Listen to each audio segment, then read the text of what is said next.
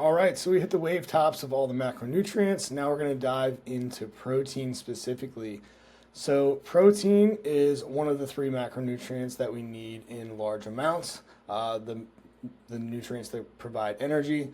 Protein is responsible for providing the amino acids that is going to be the building blocks that's going to make up the tissue in our body. So, it's going to support muscle growth and give us good recovery of daily life and from exercise.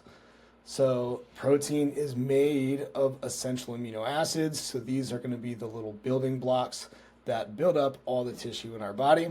So, there are 20 amino acids, but there are 9 that are essential. So, essential means that your body cannot create it on its own, and we must have it from food.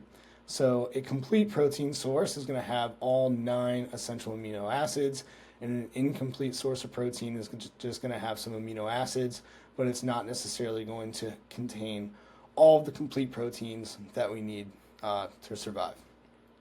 So, in our body, we have protein turnover happening all the time. So, all the time we have tissue breaking down and tissue being repaired. Specifically, muscle tissue, when we're talking about that, we're going to have muscle protein breakdown and muscle protein synthesis. So, muscle is always breaking down. We need protein to repair that. In the context of exercise, when you're stimulating training for hypertrophy, you're going to accrue some muscle protein breakdown, some protein degradation as part of that. So the goal while training is to stimulate muscle growth, but part of that is going to include some muscle breakdown through those actual workouts themselves. So muscle protein breakdown is the rate at which that tissue is breaking down. Muscle protein synthesis is the rate at which that is being repaired. Now, we need a positive balance of muscle protein synthesis versus muscle protein breakdown to continue to grow muscle. If we have more breakdown than synthesis, then we're losing muscle. So we can signal for muscle protein synthesis by consuming enough of a complete protein source. So when we consume a complete protein source in enough amount, somewhere between 20 and 50, maybe more, grams per serving, then we're going to have enough leucine to signal muscle protein synthesis, and at that point we can actually outpace the muscle protein breakdown and we can end up being net protein positive that way. So that means we're going to end up growing muscle. All right. So protein intake is crucial for muscle growth. It stimulates synthesis, which actually counteracts the muscle protein breakdown. So again, consuming protein, a complete protein in enough amount, you're going to stimulate muscle protein synthesis, outpacing your muscle protein breakdown. So we have lean sources of protein and fatty sources of protein. A example of a lean protein is going to be something like chicken, whitefish, egg whites, whey isolate. These are going to be a high amount of protein sources, including all of your complete. It's going to be a complete protein, so it's going to have all 9 essential amino acids without so much fat. Okay, so an example of a fatty protein source is going to be like salmon or whole eggs or ribeye or pork, for example. That's going to have a lot of fats with it. And when you're constructing a diet, we want to get our fats from all good sources of fat. Sometimes a fatty meat is going to be a lot of saturated fats, and we kind of want to limit that. So if we can stick to lean protein sources primarily, it's going to be a benefit. It's going to give you flexibility with your macros, meaning you're going to have room for other fats from other sources without getting a whole lot of extra calories. Okay, so if we can lean towards something like chicken most of the time, so chicken, lean beef, egg whites, that kind of thing, that's going to be way better than using something continuously like salmon, whole eggs, ribeye, or pork.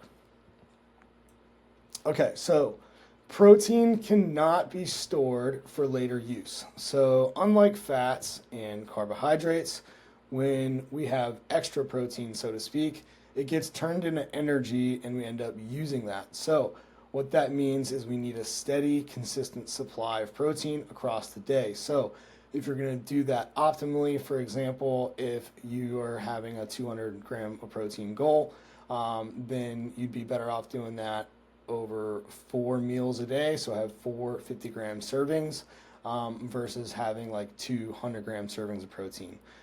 You're just going to have more consistent amino acids in the bloodstream for repair throughout the day. So you cannot store protein for later and then recall on that like you can with carbs and fats. So we need a nice steady supply of protein. So how much protein do you actually need? That's going to depend on your goal, okay? So calories are protein sparing. So what that means is in a maintenance or a growth context, that means we're going to need a little bit less protein than in a cut or in a contest prep. So when you're at maintenance or in a growth phase, we're going to want to be somewhere in the ballpark of 1 to 1.2 grams of pound per body weight. There's some fluctuation here based on your body composition, and there's individuality on your digestion and things like that. These are some ballpark numbers. In a cutting or a context prep scenario, then we're really going to want that protein to ward off some protein or some muscle loss. So in order to prevent that muscle protein breakdown from outpacing our synthesis, we're just going to increase our protein to 1.4 grams per pound of body weight, sometimes even a little higher. Because the thermic effect of food, it takes a little bit of energy to actually break down protein and create energy from it. So we'll get less energy from that food over time. So these are some just general guidelines, and obviously there is some individuality there. So all in all, these are the key takeaways. Number one, your body cannot store amino acids. A steady intake is required throughout the day. So split your protein requirement up evenly across your meals. Muscle growth depends on keeping muscle protein synthesis higher than breakdown. So we need to have a steady flow of amino acids and complete protein sources, providing all 9 amino acids at a rate that outpaces our muscle protein breakdown to stay net protein positive to continue growing muscle. We want to spread our protein evenly across the day to maximize both of these things because we cannot store them, and we want to keep a nice continuous signal of muscle protein synthesis. Quality matters. Prioritize complete sources of protein.